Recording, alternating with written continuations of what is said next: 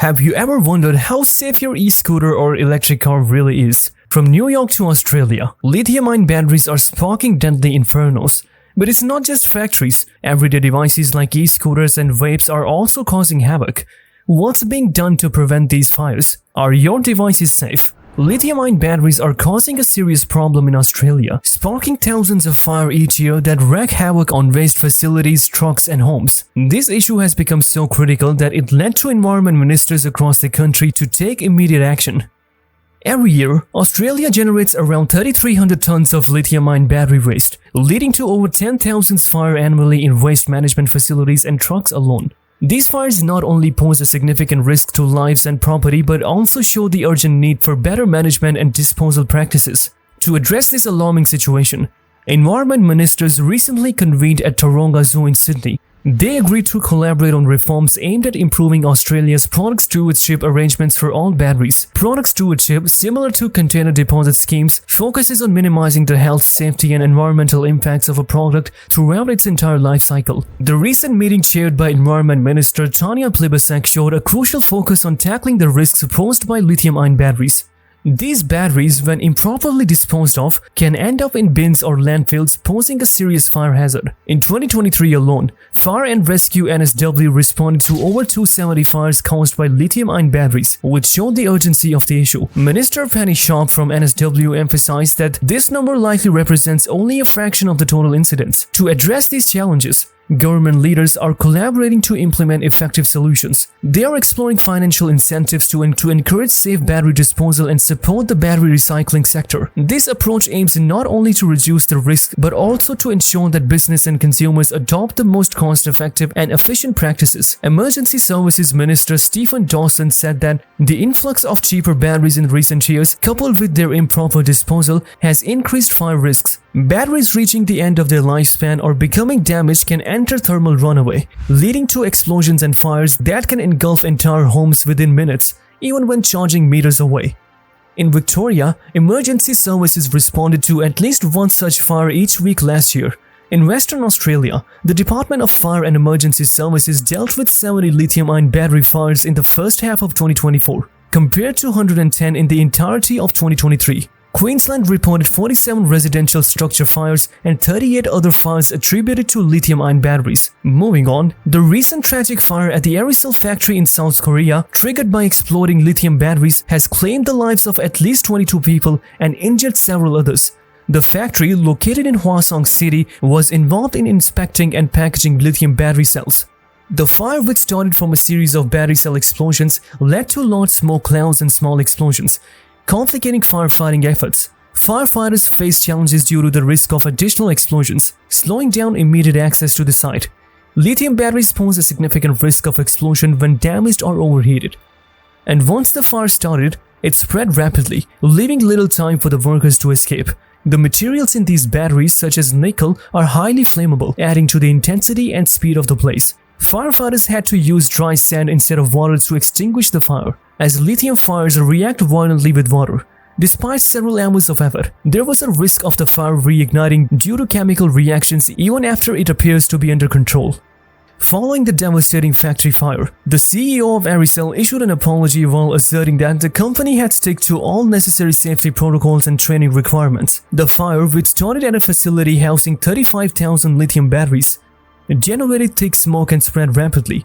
Fire officials indicated that the workers on the ground floor likely lost consciousness quickly and succumbed within moments of the fire's outbreak. The search efforts, aided by search dogs, concluded on Tuesday with the discovery of the last missing person, bringing the death toll to 23. Of the victims, 17 were Chinese nationals, one was Laotian and the remainder was South Korean. Most of the deceased were temporary workers at the plant, which is operated by Aerosol, majority owned by S-Connect. The tragic incident has led to widespread mourning and renewed discussions on workplace safety, particularly in industries handling hazardous materials like lithium batteries.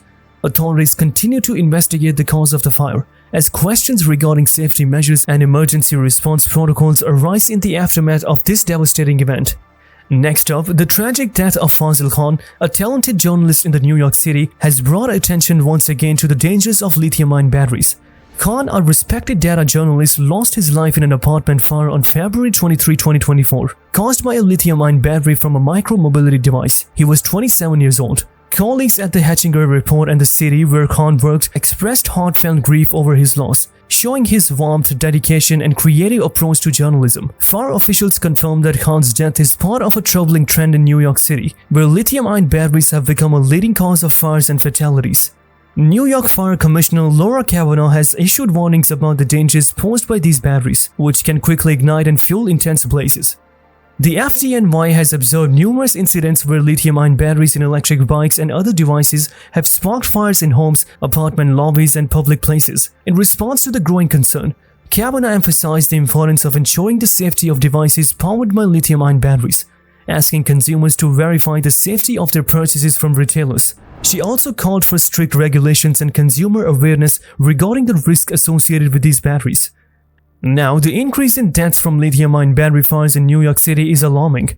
In 2021 and 2022, the city reported fewer deaths from these fires, but the numbers rose significantly in subsequent years, with 17 fatalities recorded in 2023 alone. But that's not the end of it, as residents were forced to evacuate their homes overnight after a house fire in Hill Park Road, Gosport, suspected to have been caused by an e-scooter battery left charging overnight.